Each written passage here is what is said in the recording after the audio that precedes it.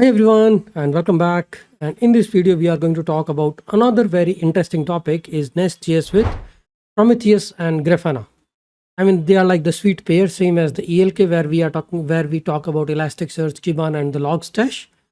Similarly we have Prometheus and Grafana, and we are going to talk all these things with the Nest.js context. So what do we have? We have a Nest.js service.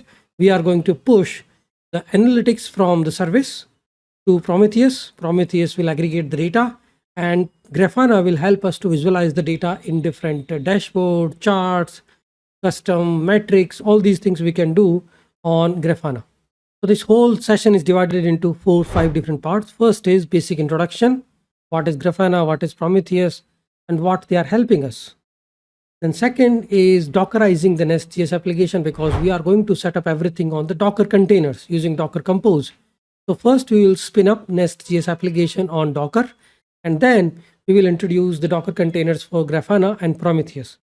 Step 3, configure our Nest.js application to push the analytics or different kind of metrics to the Prometheus, or integrate Prometheus into Nest.js application. Step 4, integrate Grafana with the Prometheus so that whatever the metrics is being pushed to Prometheus can be extracted or can be visualized by Grafana. And step 5, in the step 5 we will see how we can use these different dashboards and different charts to visualize the data.